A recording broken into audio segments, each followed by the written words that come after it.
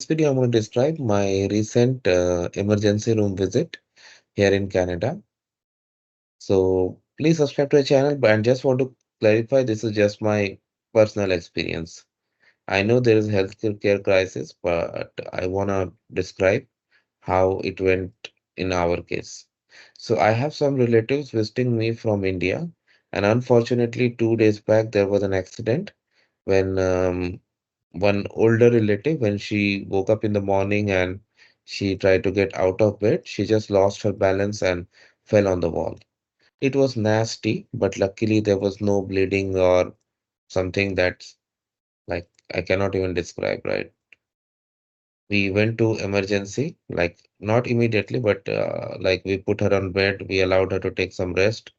When she had regained some strength, we had taken her to emergency. Before going to the emergency, I had called the insurance company because they had travel insurance and had got her file opened. Now, after going there, what we did observe is like we went to Mount Sinai Hospital in Toronto. Although it's far from my place, but that's the place we really trust based on our prior experience. We went to the emergency, and in the emergency, like we three people were there, but only one visitor was allowed with each patient, and they said the reason was obvious because they have like huge crowd coming in, like too many people. So if they allow more visitors, like more than one with every patient, it will be difficult to manage the crowd inside. So they just allowed, and I went in. Now, my relative who I had gone with, she doesn't speak English at all. So that's why I had to stick with her everywhere. So at the registration, I handed her passport to the counter and said that she is an international traveler, a visitor to Canada, and doesn't have OHIP coverage. So she gave me like out of country form that I had to fill up, provide information, including credit card, and the declaration that if uh, like I'll be responsible to clear all the bills. Okay. So signed that.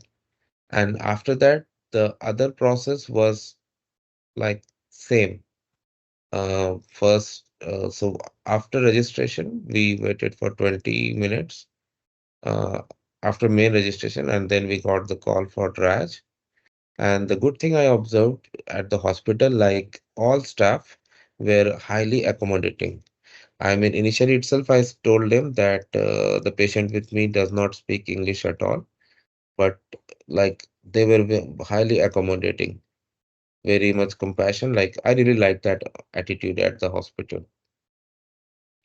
Her triage was done, like blood pressure, fever, not fever, temperature, and other vitals were checked. And then we were sent for registration. There was another counter. And during registration, we did not have to even go to the counter. The guy came to us. He took our form that we had filled up initially, and he did the registration. And then he took us to the waiting area. In the waiting area, after waiting for an hour or so, a nurse came. She also did some diagnosis and again asked us to wait. Then 40 minutes later, a doctor came and she was taken to a room, and doctor ordered an X-ray. So we went for X-ray, and outside the X-ray room, we waited for around 15 minutes, and then her X-ray was done. Every place I was with her, and I told like she doesn't speak English, and every staff was very much like polite, courteous, and accommodating.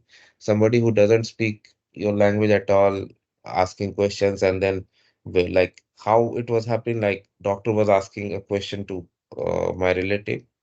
I had to translate, and then whatever my relatives say, I had to translate back to the doctor. So of course, it was taking some time in between getting the question and response, but they were very much accommodating. Even during the what happened during the X-ray was like when we went to the X-ray, uh, the X-ray technician told me to wait outside, and that's normal. But I told him that she doesn't speak English at all.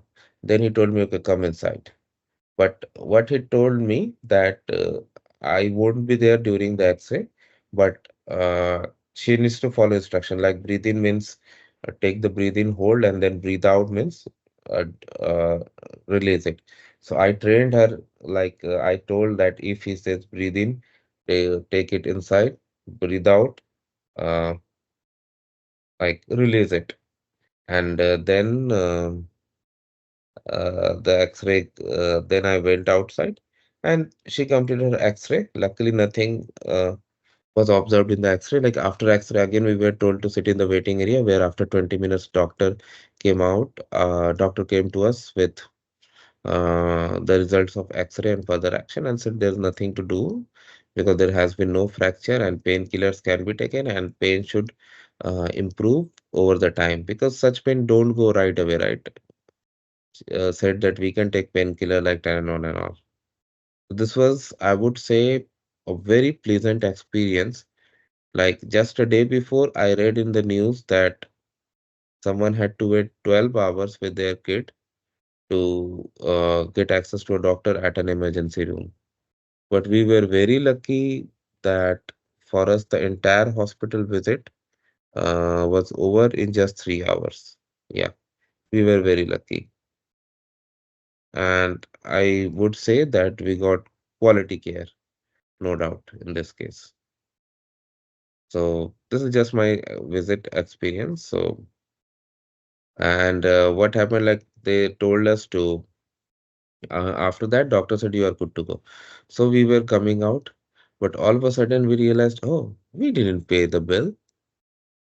Why? So I told my relative sit down so that I can inquire. So I inquired and I was sent to the back to the registration section. I went there and they said that I only had to pay $750 there if I want to. Otherwise, for remaining, billing department will send me an email.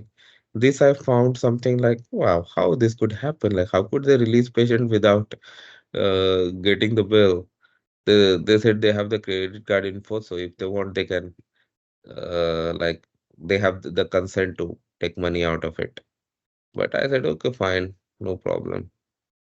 So I'm just waiting for the bill to arrive. This is the second day, and I haven't received it yet. I'll call them again and I'll clarify what's happening with this because then only after I get the final bills from hospital, then only I can claim, I can submit them to the insurance and claim the money. But that's what it is, guys, and this is my recent experience. So thanks for watching this video, guys. Please subscribe to the channel. Thank you.